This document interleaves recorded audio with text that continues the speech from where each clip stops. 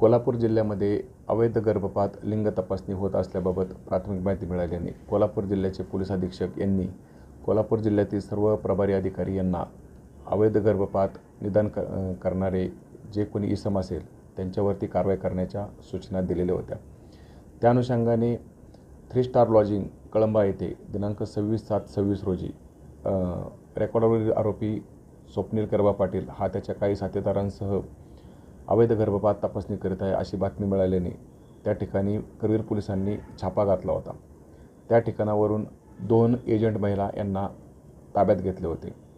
त्यातील एजंट महिला अश्विनी शिंदे ही स्वप्नील पाटील याच्याकडून ज्या महिलांची तपासणी करायच्यात व ज्या महिलांना त्यामध्ये मुलगी आहे असे निष्पन्न होत होते अशा महिलांना भीमनगर हाऊसिंग सोसायटी कदमवाडी येथे प्रतिमा हॉस्पिटल येथील डॉक्टर चंद्रकांत गायकवाड यांच्याकडे गर्भपात करण्यासाठी पाठवत होत्या।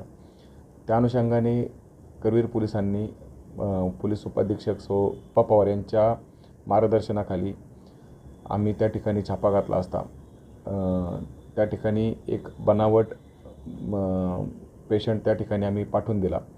त्या ठिकाणी आम्हाला डॉक्टर चंद्रकांत गायकवाड हे त्या सदर महिलेला गर्भपाताच्या गोळ्या दिल्या होत्या व तिचा गर्भपात करण्याची तयारी करत होते। त्याच वेळेस आम्ही पोलिसांनी छापा घातला व गर्भपात करण्याचे सर्व साहित्य, गर्भपात करण्याची आवश्यक असलेली उपकरणे तसेच पोर्टेबल सोनोग्राफी मशीन तेथून आम्ही ताब्यात घेण्यात आलेली।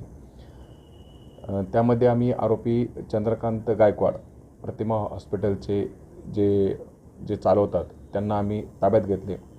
त्यांच्याकडे चौकशी केली असता त्यांनी आत्तापर्यंत 250 ते 300 महिलांचा गर्भपात केल्याचे प्राथमिकरित्या मान्य केलेले आहे।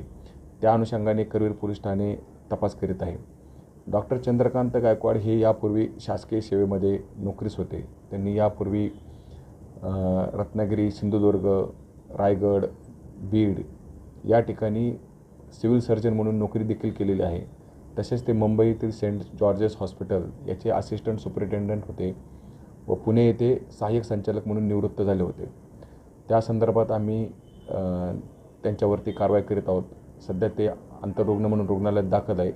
त्यांच्याकडून पोलीस कोठडी घेऊन आम्ही जास्तीत जास्त कोण ह्या गुन्ह्यामध्ये सहभागी आहेत, डॉक्टर असतील किंवा जे कोणी एजंट असेल त्या सर्वांवरती कडक कायदेशीर कारवाई करणार आहोत।